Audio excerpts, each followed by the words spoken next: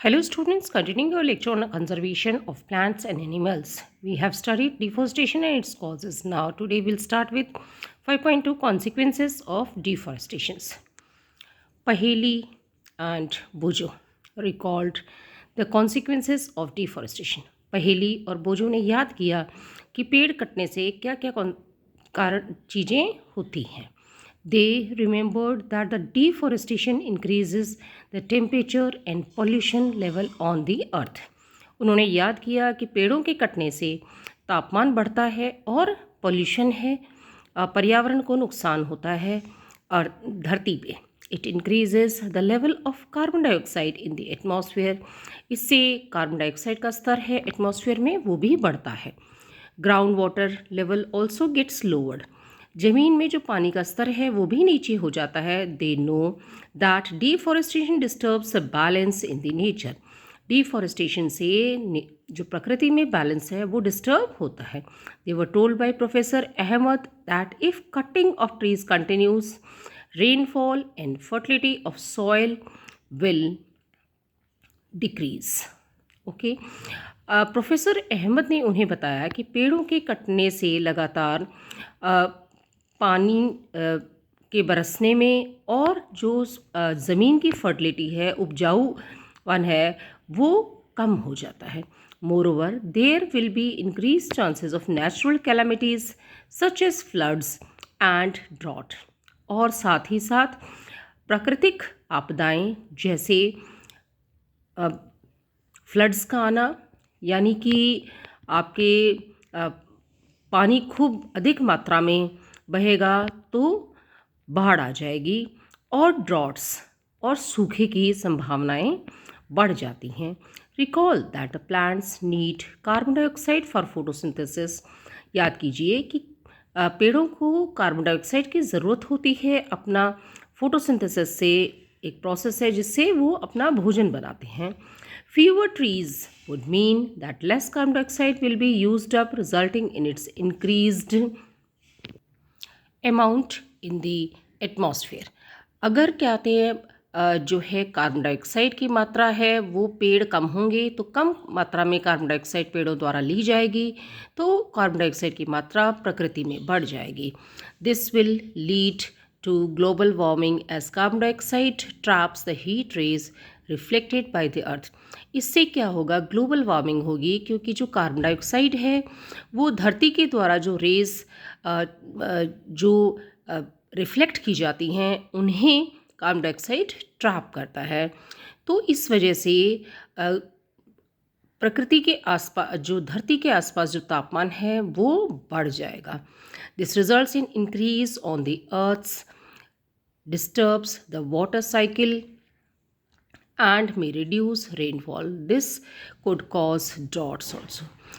ये तापमान जो बढ़ेगा इसकी वजह से जो वाटर साइकिल होती है वो भी इफ़ेक्टेड होगी, और इसकी वजह से जो बारिश है वो कम होगी, और इसकी वजह से सूखा पड़ेगा. Deforestation is a major cause which leads to the change in the soil properties. पेड़ों के कटने से जो धरती है उसके अंदर जो मिट्टी की प्रकृति है उसमें भी बदलाव आता है. Physical properties of the soil gets affected by plantations and vegetations.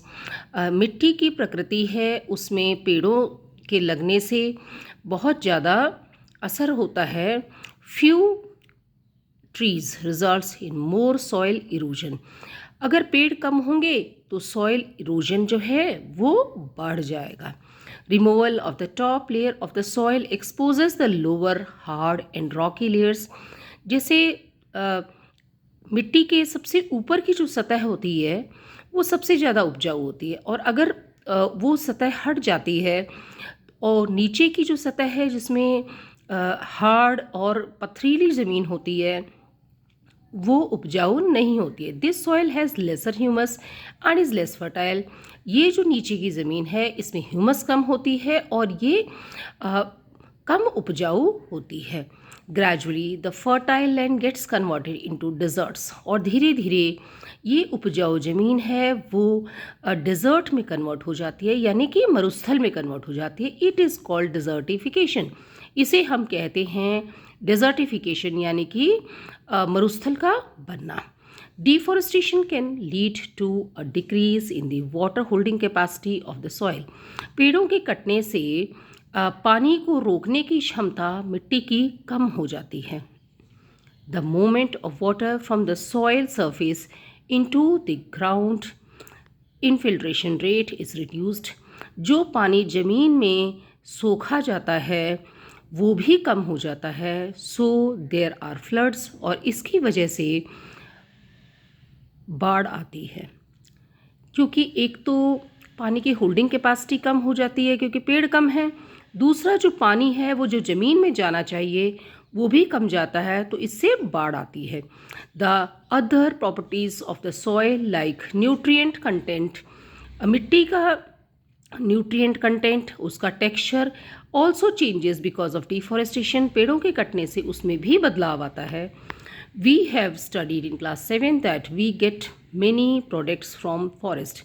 हमने क्लास 7 में पढ़ा है कि हमें जंगलों से बहुत सारे प्रोडक्ट्स मिलते हैं। लिस्ट दीज प्रोडक्ट्स, उनकी एक लिस्ट बनाइए। Will be change shortage of these products if we continue cutting trees. और अगर हम पेड़ों को लगातार काटेंगे तो इन सारे प्रोडक्ट्स की शॉर्टेज हो जाएगी। Animal life is also affected by deforestations, और जानवरों की जीवन है वो भी पेड़ों के कटने से इफेक्टेड होता है। हाउ, कैसे? जैसे पेड़ों के कटने से क्या है, जानवरों को भोजन मिलना मुश्किल हो जाएगा, जानवरों के रहने का स्थान छिन जाएगा, और इस तरीके से ह्यूमंस हैं, जो लोग हैं, वो उन्हें अपना ज़्यादा शिकार बनाएंगे और उनकी पॉपुलेशन कम होती जाएगी। इसलिए पेड़ों के कटने से जानवरों को भी नुकसान होता है। List the points and discuss them in your class. In points को लिखिए और उन्हें अपनी क्लास में डिस्कस कीजिए, जैसे अभी हमने किया है। जंगलों से many products from the forest. जंगलों से हमें बहुत सारे प्रोडक्ट्स मिलते हैं। जैसे जंगलों से क्या आते हैं, हमें लकड़ी मिलती है। जंगलों से क्या आते हैं, अगरबत्तियाँ बनाई जाती हैं, मेडिसिनल प्लांट्स हैं, उनकी वजह से हमें दवाइयाँ मिलती हैं।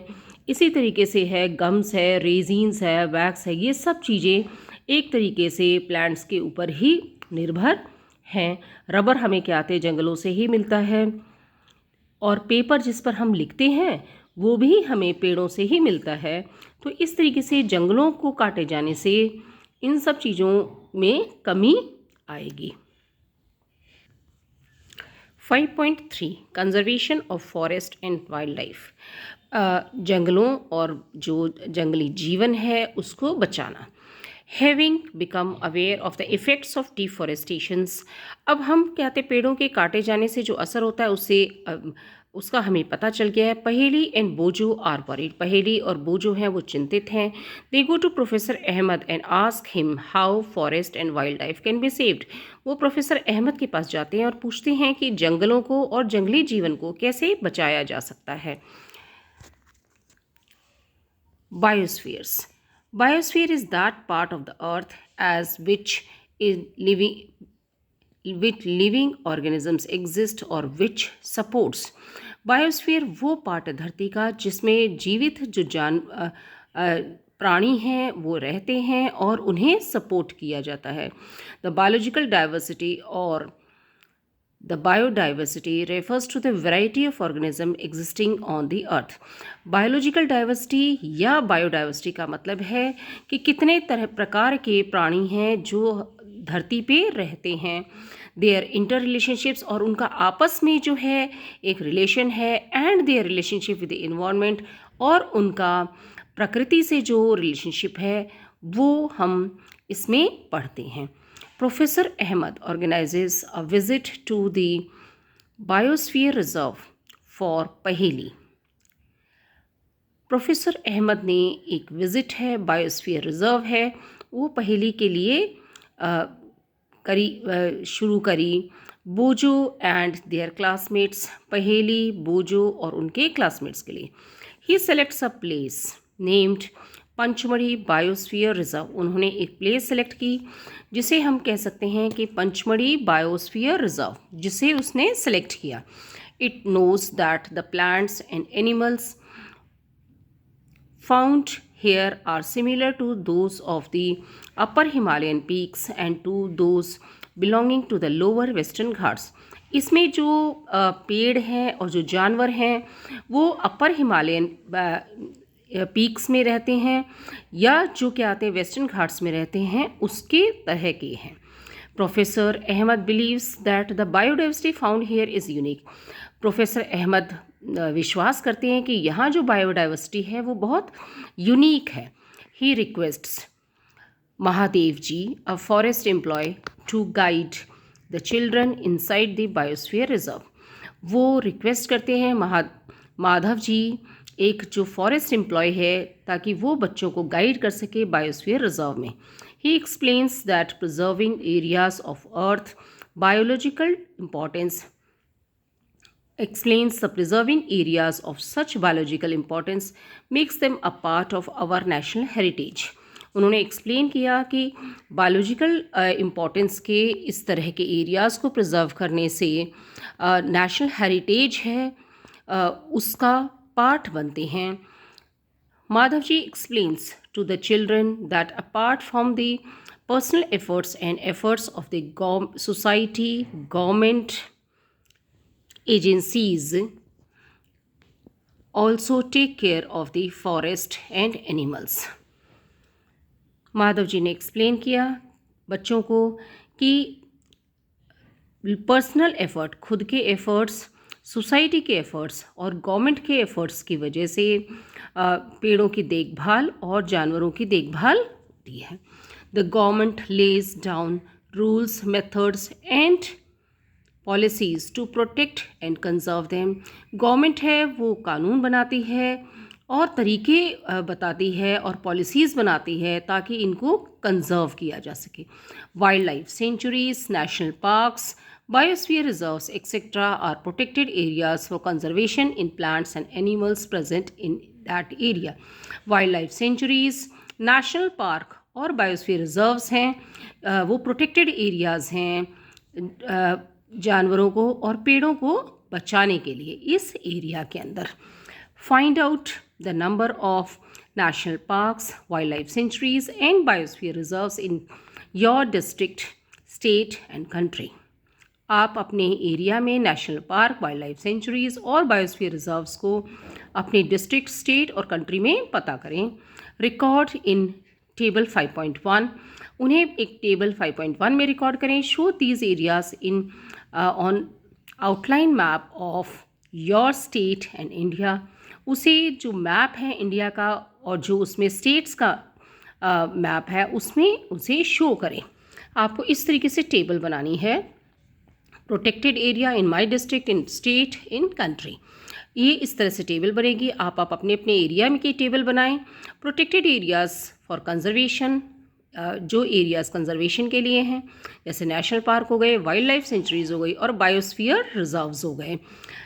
Now let's takes few more points. Okay, to protect our flora and fauna and their habitats, protected areas called wild life sanctuaries, national parks and biosphere reserves have been embarked. जो protected areas हैं जानवरों को और पेड़ों को बचाने के लिए उन्हें wild life sanctuaries, national park और बायोस्फीयर रिजर्व्स बना के प्रिजर्व किया जाता है. Plantations, cultivations, grazing, felling trees, hunting and poaching are prohibited there. इन सारे जो एरियाज़ हैं इनके अंदर पेड़ों को काटना, चराना, पेड़ों को गिराना, शिकार करना या सामूहिक शिकार करना, ये सब इस सारे एरियाज़ में प्रोहिबिटेड होते हैं. Wild life sanctuaries areas where animals are protected from any disturbance to them and their habitat. Area हैं जहाँ पे जानवरों को प्रोटेक्ट किया जाता है किसी भी तरह के डिस्टर्बेंस से उनके आसपास और उनके रहने के स्थान पे. National park areas reserve for wild life where they can freely use the habitat and natural resources. Areas जहाँ पे रिजर्व्ड हैं, जहाँ पे कि क्या कहते हैं जानवरों को फ्रीली यूज़ करते हैं अपने रहने के स्थान को और नेचुरल रिसोर्सेज को यूज़ में लेते हैं. Biosphere reserves, large areas are protected land for conservation of wild life. बड़े एरियाज़ हैं जो वाइल्ड लाइफ को कंजर्व करने के काम में आते हैं. Plants and animal resources are and traditional life of the tribals living in the area. यहाँ पे प्लांट्स और एनिमल रिसोर्सेज को और जो लोग उस एरिया में रह रहे हैं उन्हें ट्राइबल एरियाज़ को रहने दिया जाता है. Okay, now let will be continuing in the next chapter.